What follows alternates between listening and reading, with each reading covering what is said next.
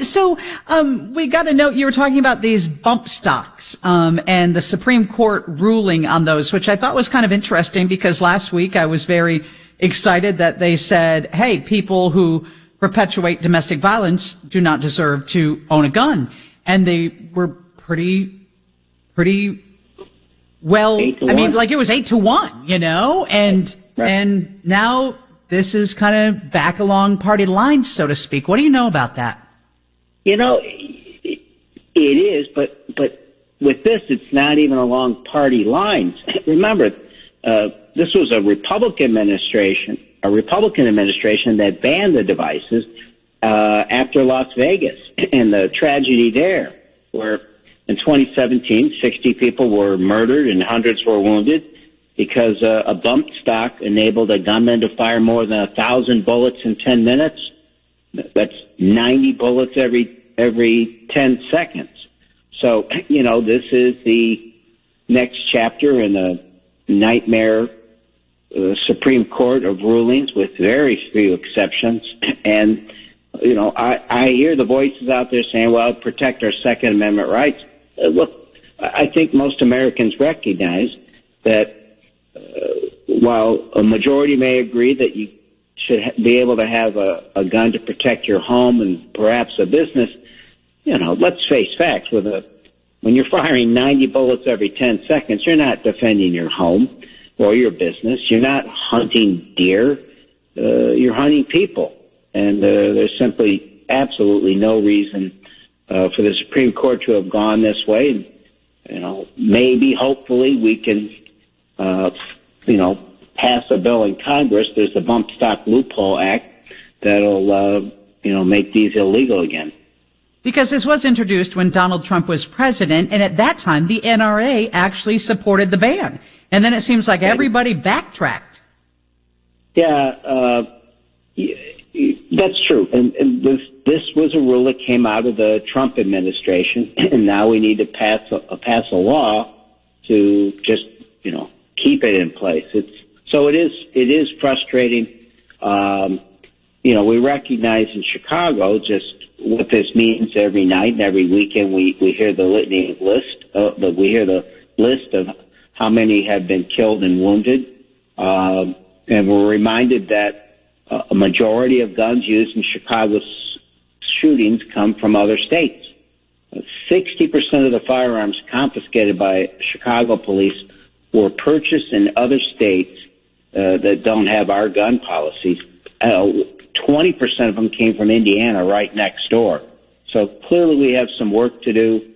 And as you're saying, this didn't used to be a partisan issue. There's a number of things out there that, for whatever reasons, polarization or what have you, they become partisan. But most Americans believe we should ban these kind of weapons. Most Americans believe we should close the gun show loophole and have universal background checks.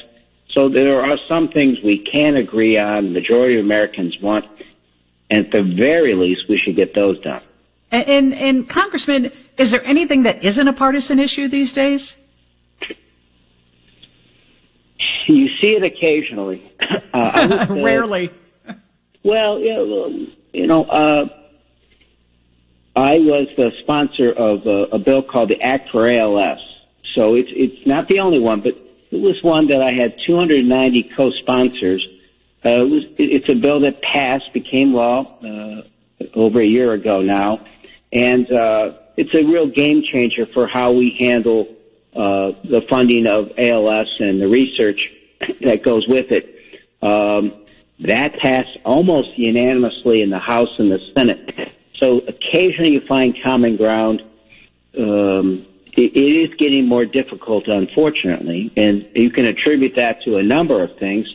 But, you know, I think even if the American public is polarized, those of us in Congress should act and try to lead to middle grounds that get things done.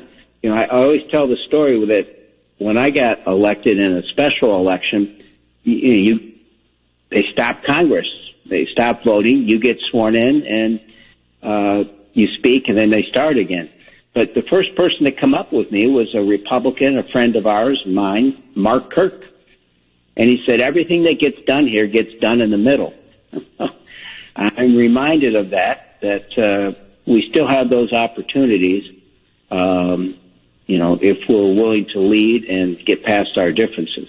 Congressman, it's Bertrand. I live in the 10th District, and you guys like Kirk and John Porter, Republicans, they just don't seem to be around anymore.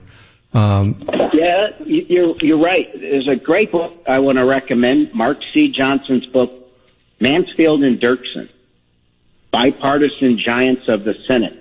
You think of the landmark legislation that was passed, and one of those guys came from Illinois. Listen, well, we got you. I want to ask you about another giant while we're running out of time, but Ed Burke, sentenced to 2 years in prison today. He was an incredible Chicago powerhouse, Illinois Democratic powerhouse. You're a member of the Democratic Party, and I remember you from the Bernie Hansen days. What this sort of conviction, what does it leave you feeling? Here's what it makes me feel. I worked for Bernie, and as you know, at the Cook County Board, I led the reform movement and passed a number of critical measures there, and I formed the Transparency Caucus. What it makes me think is the real cost of corruption is a loss to the public's confidence and trust in us, and that's extraordinarily damning. So the way to address this is to have all forms of government, all three branches, be as transparent as possible, because it's hard enough to make the decisions we do without people questioning, and with all these, 39 aldermen now who have been indicted, with all this evidence to the contrary. We have to show the American people that we're trying to be transparent and that our actions are the right thing to do, and that they can witness those decision-making processes firsthand. Thank you so much for joining us, Congressman. Have a good day.